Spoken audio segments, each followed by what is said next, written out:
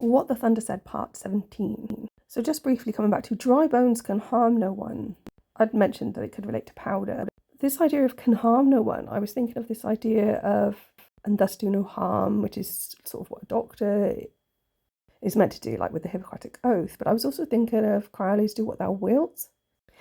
And I also then, totally separately, was thinking about dry bones as perhaps linking with the name Boynes, which could be pronounced bones, Boynes. Brief version of how I came about this before I explain what it means. When I was writing some poems for my collection, I kind of was given, for want of a better term, stones or bones, bones or stones as like a first line, like stepping stones across a river. And then I went on like a hunt to try and work out what that may relate to, and I came across John Boynes. So essentially in Plymouth there's a gravestone for this man.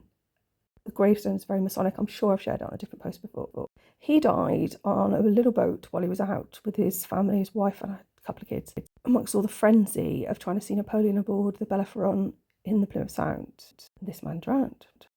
I have some suspicions, but no evidence for anything, that this is the result of some shenanigans, which comes back to this question. So one, if Napoleon set foot on British soil, he was able to claim some sort of corpus rights, and there was a big discussion about whether or not to allow him to do that. The result was no. Two, if he was a Freemason and there were other Freemasons who wanted to make a plan, i.e. is your loyalty to a fellow Freemason or to the local law, as in do what thou wilt? And I'm not really finishing that sentence because it sounds utterly bonkers, but stranger things have happened. So only a cock stood on the roof tree, mentioned that briefly yesterday. Then looking at roof tree, so it's a ridge pole, primary beam, also a pole that supports a tent, so we could be linking to tabernacle. But also that this could relate to a sniper. So in Armand Sylvestre Opé de Souvenir, it mentions woodcocks. And when I googled what they were, it also mentioned that they were similar to snipes, as in Wesley. And then there's the Armand Sylvestre poem Cocorico le coq chanté, where the middle stanza, Cocorico le coq chanté, bêtes et gens vont manger, de la maison du berger monte une odeur alléchante, Cocorico le coq chanté. French is terrible, but du berger, shepherd's house, also, but it's actually a caravan or mobile home. So the shepherd, as in the Lord is my shepherd, and the reference to an odour is quite interesting there.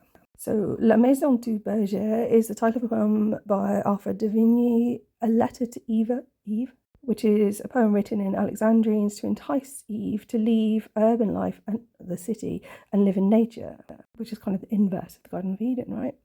I have a bit more.